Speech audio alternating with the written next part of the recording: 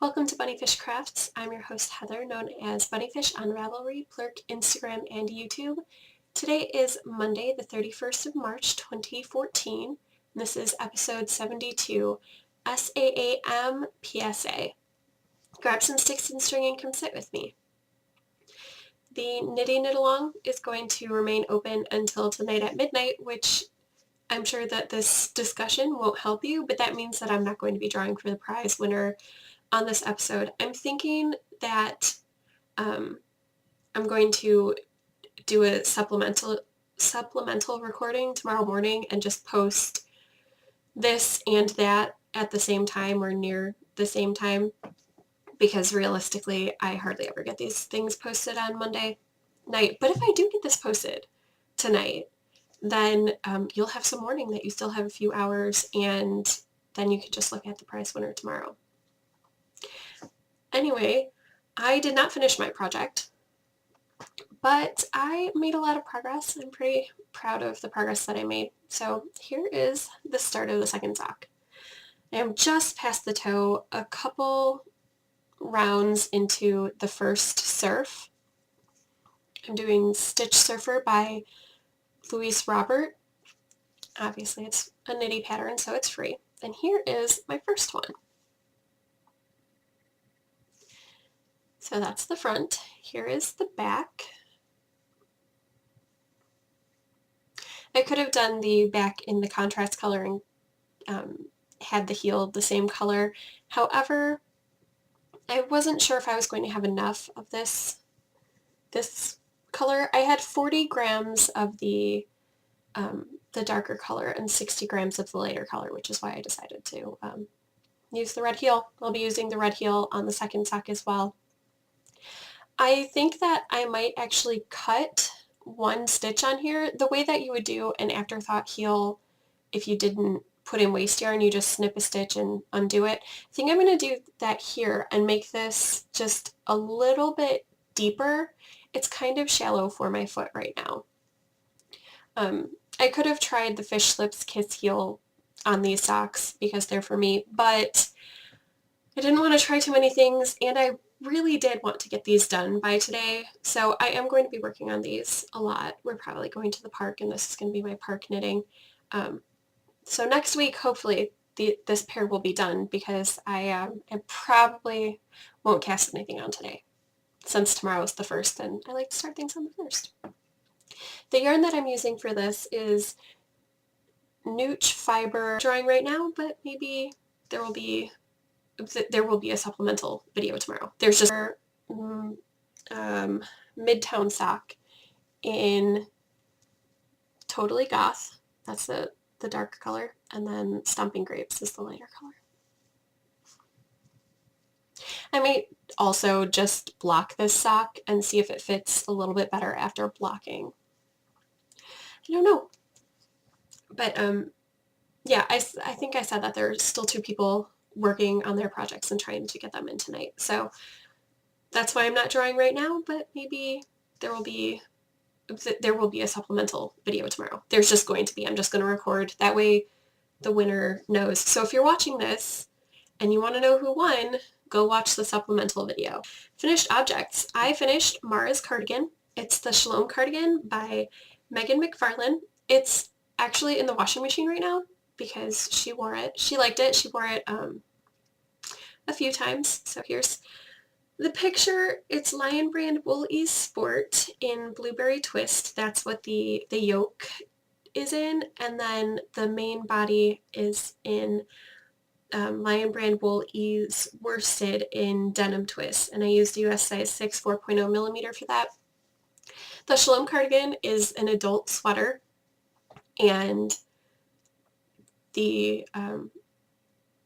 but it's made on a bulky. So going down, the sweater fit it fit how I wanted it to fit. An open cardigan for Mara, because she really enjoys my open cardigans. Like, she wears my sweaters. She's like, this is my sweater. And I'm like, it's basically a tent on you, because she's 3.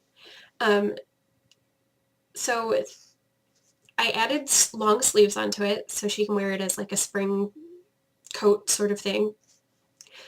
and I decided to use the yoke motif around the cuffs on the bottom, so that worked out really well.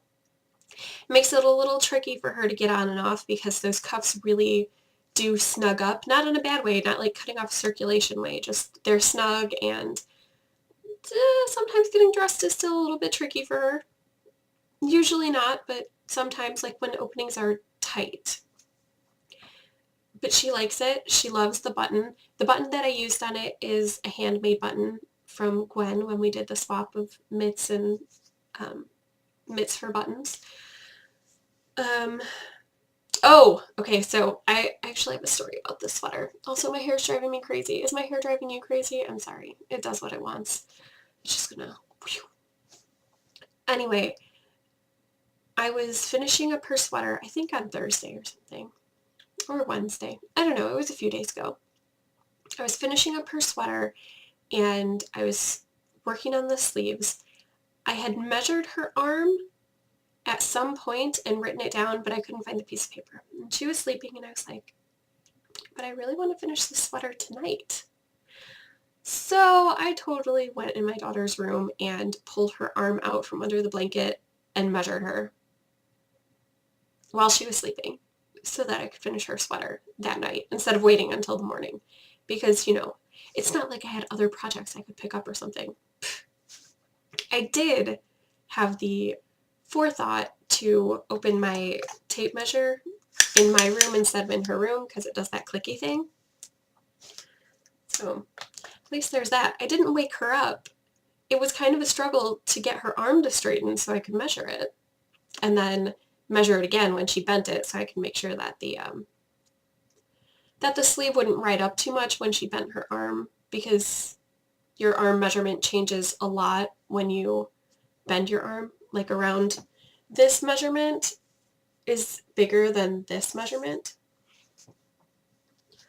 So it was fine though. I was just a little bit creepy. Whatever. Who doesn't walk into their children's rooms and measure their arms and stuff while they're sleeping? I finished spinning the Bruised Fiber by Stitch Punk.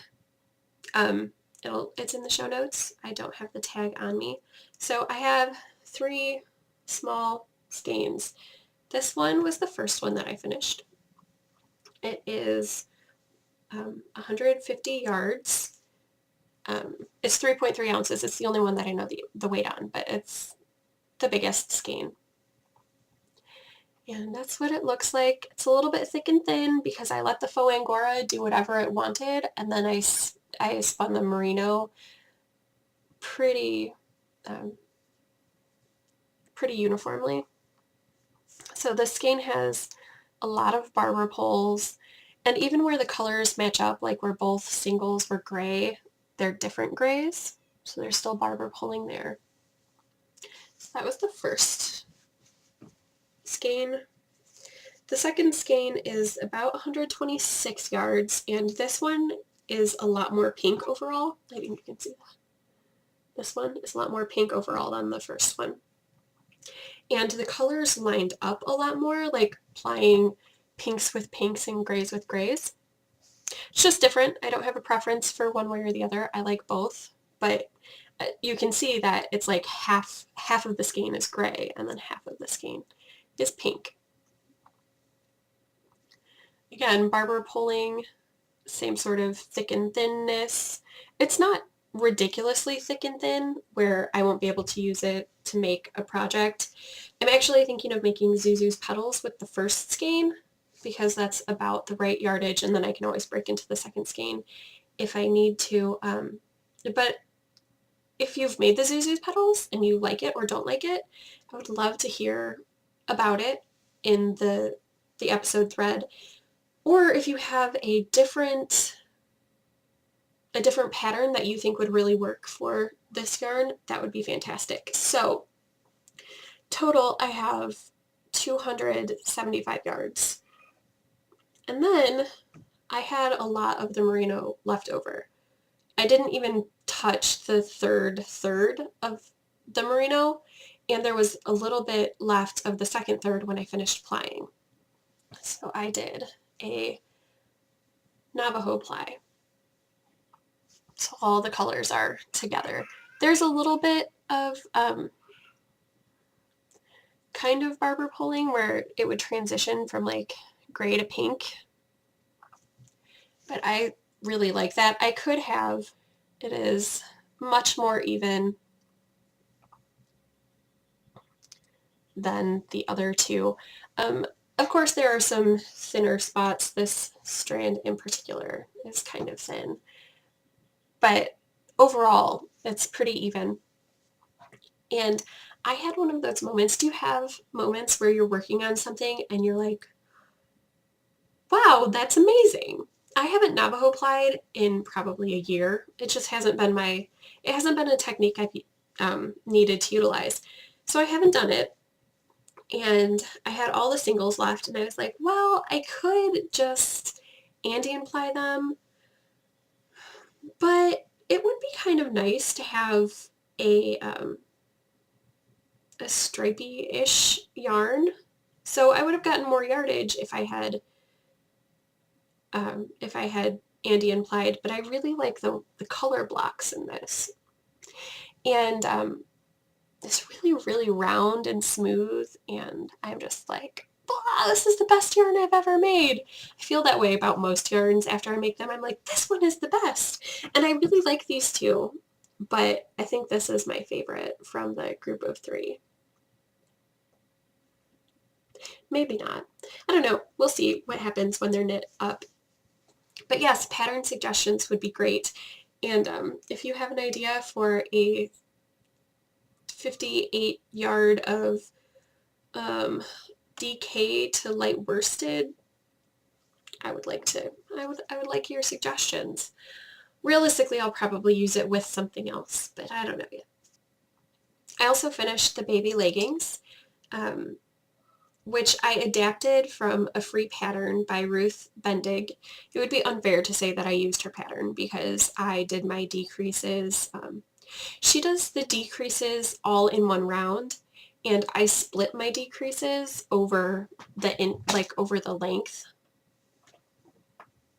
So over this length, I did a few decreases, and then over this length I did like 2 decreases per round, or yeah, 2 decreases per round from here to here, but in different spots throughout.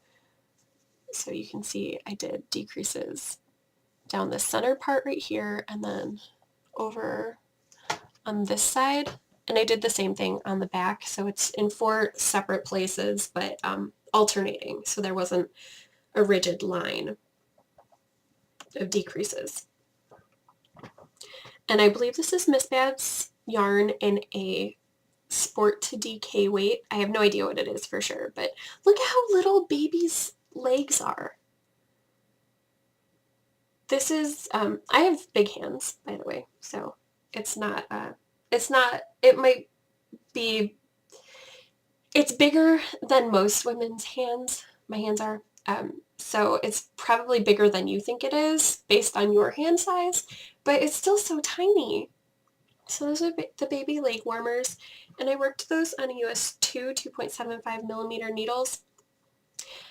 I did not have enough left over to make a hexabuff. I have a yard of that yarn left over, maybe a yard and a half. So what I'm going to do is I will end up knitting that as like a central stripe in a hexapuff later when I get more sport weight that looks nice with it. The last thing is kind of a spoiler, kind of. The last clue of the Greek Fire Mystery Knit Along has been released, patterned by Josh Ricks. So I'm going to show mine now. If you don't want to see, just look away until I stop talking about it, and then you can look back. I hope that you all knit while you watch knitting podcasts, because I knit when I'm watching knitting podcasts and just occasionally glance up at the screen. I don't like zero in. So if you don't want to see it, just keep listening and I'll tell you when I'm done showing it. It's worked on US size 5, 3.75 millimeter needles, and here it is. It's pretty large. It's longer than my wingspan by probably a foot. And it's fairly deep. So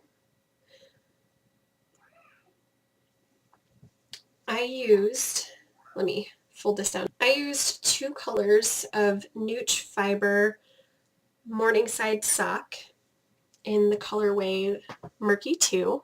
That's this variegated. And then this darker blue is Flow.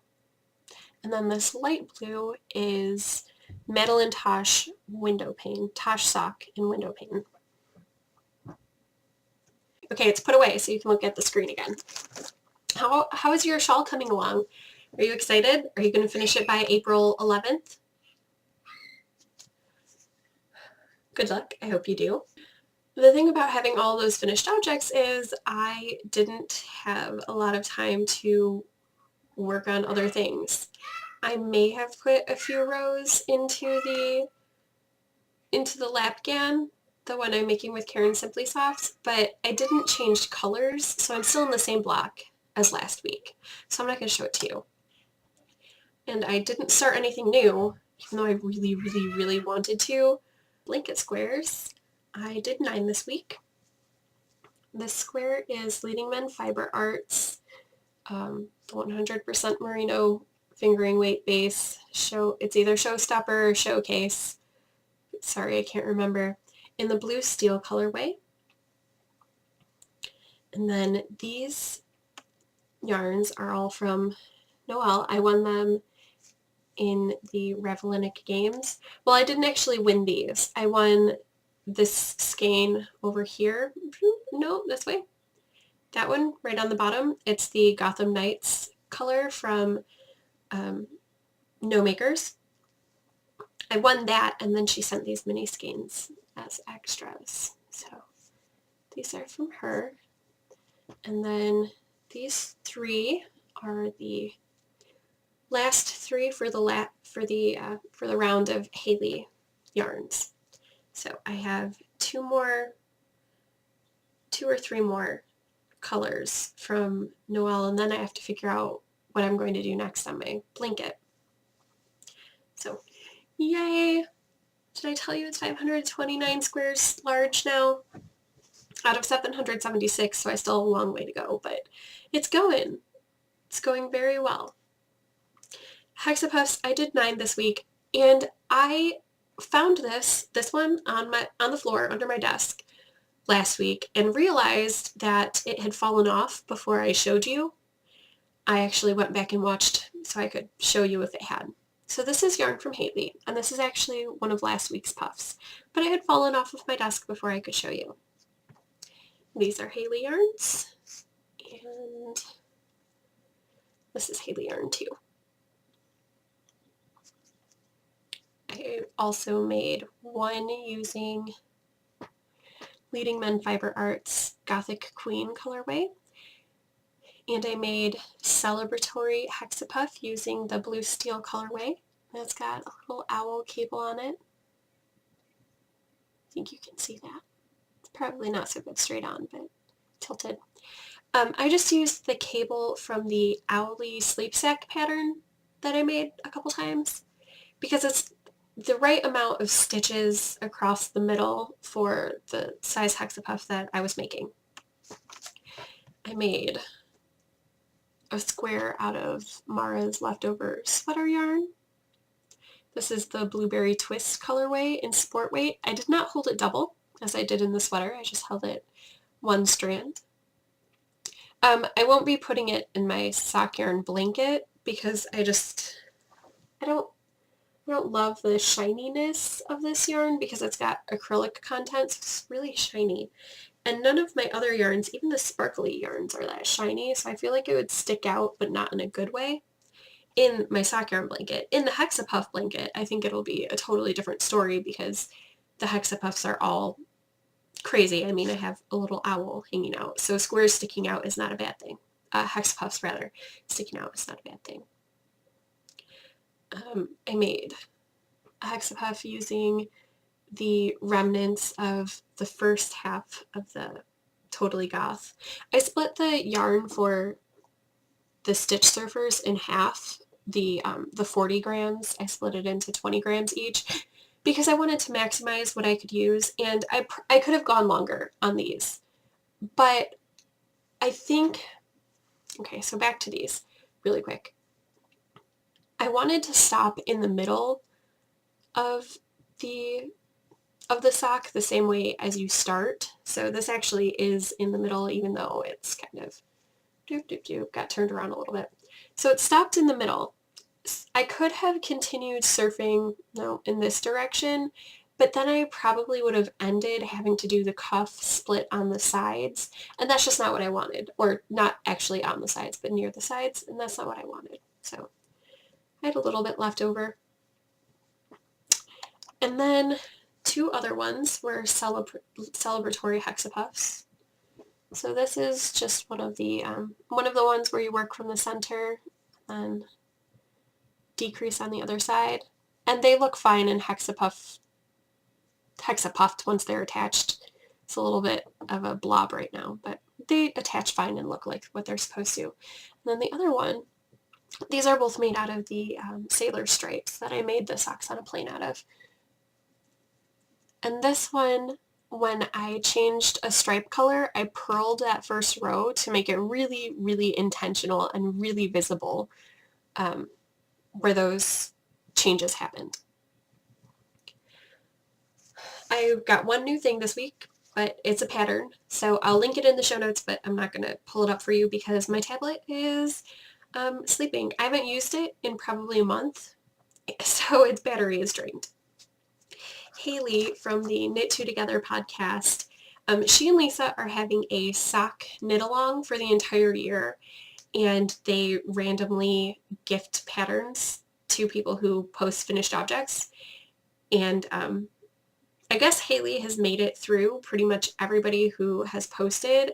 I think I was the last person that she gifted, which doesn't bother me because whatever. But she was like, I think you're the last person and you've posted the most. And I was like, that doesn't surprise me. So what she gifted me is the Color Block by Karen Burrell.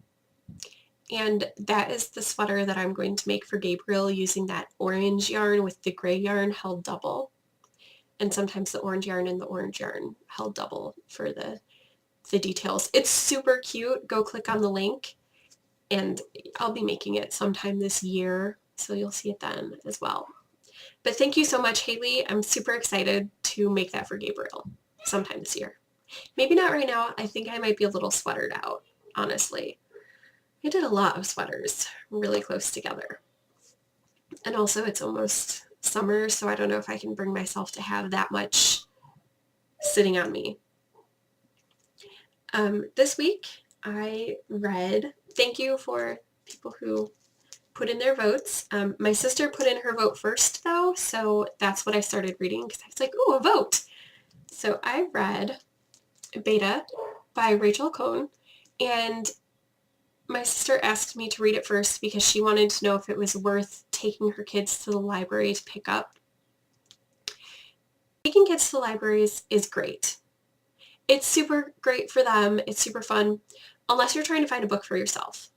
And then it's a nightmare because kids like to touch things. Even older kids like to touch things and move things around, and sometimes they make messes, and it's just like, blah! You can't focus enough to really pick out things for yourself if you have kids in tow and it's just you.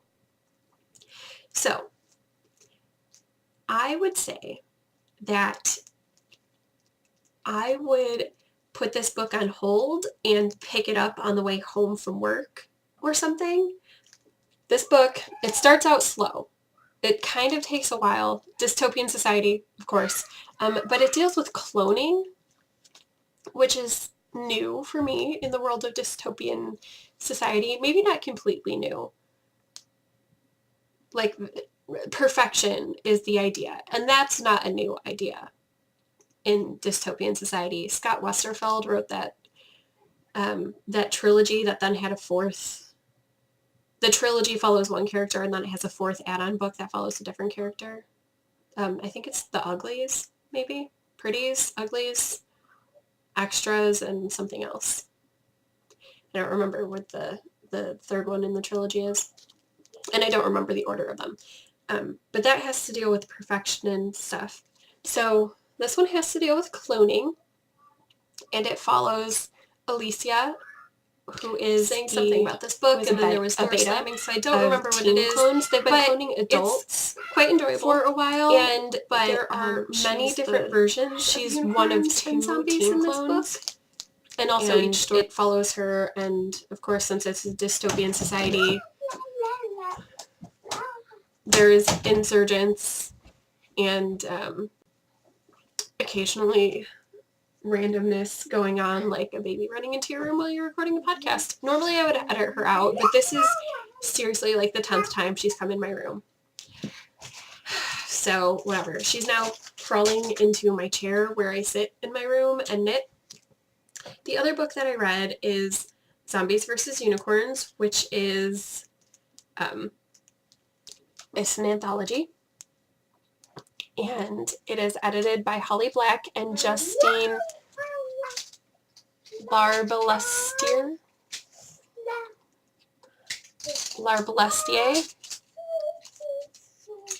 It's the one in the turquoise area. I haven't read any of her things. I don't know if she has a short story in here or just writes snarky intros with Holly for each of the stories. She has a snarky introduction by both of the editors, so that's fun.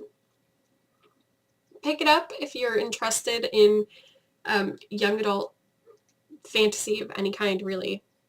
It runs the gamut from like sparkly, beautiful unicorns to there's actually kind of a satiric unicorn story where the unicorn really does fart rainbows and lilacs and stuff. So that's kind of funny. To zombies that are, actually zombies, and there's zombies that are like shambling zombies and zombies that move really quickly, and there's one where you can kind of inoculate yourself by giving yourself a lesser form of zombieism.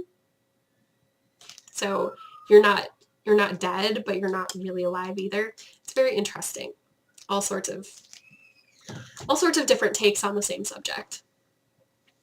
And this is where I'm going to insert a warning of some sort. So my end of the show segment is going to be a public service announcement, and it might not be appropriate for younger ears. And it deals with a sensitive subject. So April is Sexual Assault Awareness Month, and I'm going to talk to you about that a little bit. If you're not going to stay and listen, that's fine. I totally understand. It's a squeamish subject, but I hope you do. I hope that you stay and listen, even if you have to kick your kids out of the room or whatever. I'm not going to be really graphic or anything, so you might want to kick your kids out of the room. Anyway, if you're not staying, I hope you made something fantastic with your sticks and string, and I will see you next week. So if you are staying, I didn't know that April is Sexual Assault Awareness Month until a few days ago. I had never heard of it. And I think that's kind of sad because it's something that could have been really, really useful for me a long time ago. And again, warning, this is where I'm going to start talking about like real things. So if you don't want to listen, it's okay. It's okay to cut me off. I understand. In high school, I hung out with a group of about 10 girls. Like, I didn't hang out with them. We hung out in the mornings in the hallways before school started. I didn't hang out outside of school with a lot of people because I did theater and that took up a lot of my after school time. Anyway, in our group of about 10, there were two girls who weren't sexually assaulted by the time we were all sophomores or wouldn't cop to it. I don't know. It's not like we had a big group powwow and we were like, oh yeah, I was, sexually assaulted, blah, blah, blah. However, and it ran a gamut of how it had happened. But 2 out of 10 of us had not been. That's ridiculous. And the thing is, when it happened for all of us, we didn't tell anybody. This is the part where it gets really real. When I was 9, I was molested by my babysitter. And my mom had done everything right as far as, if someone's touching you inappropriately, you need to tell. And the sooner you tell, the better. And all of that stuff. And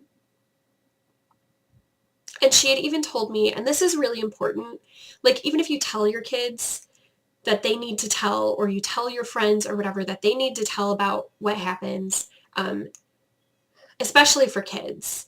So my mom was always like, and if whoever does it says that they will kill somebody if you tell, don't believe them because they won't. So I knew that that was not a real threat. Like, if that is what my babysitter had said to me while he was doing it, then I would have told, because that was not the problem.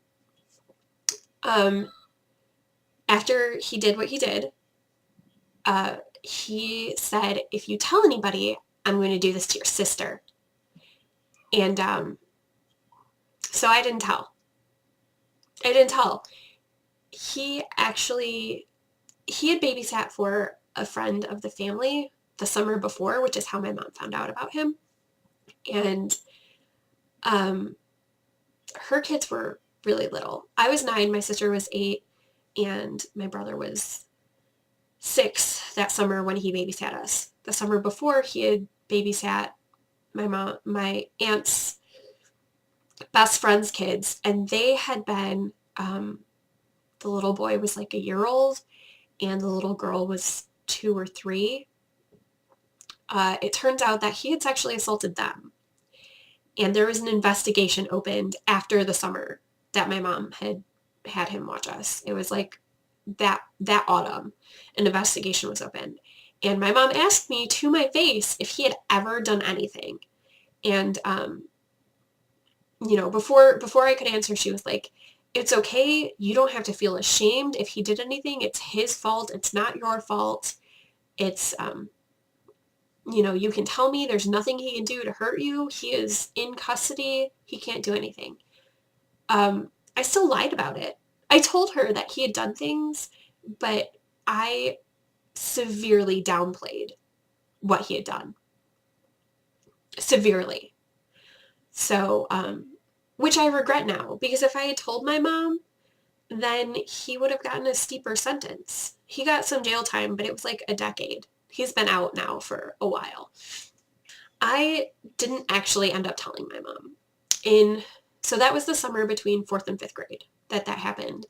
I didn't tell anybody the full extent about what had happened until 7th grade sometime. I told my best friend, and she asked me if I had told my mom. And I was like, well, I told her that he had done something, but I didn't really tell her. And my best friend was like, you need to tell your mom. This is important for her to know. And I was like, I can't tell my mom. And she was like, well, can I tell your mom? And I was like, that's fine. I just can't be the one to say it to my mom. Because I knew that my mom would be crushed. Like, I knew that was going to be one of the worst things that she was going to hear come from me about anything. So my best friend told my mom. And at that point, there was nothing that my mom could do about it, like for sentencing purposes. And she cried and I cried, and I think my best friend cried, and there was just crying all around, and it was awful. But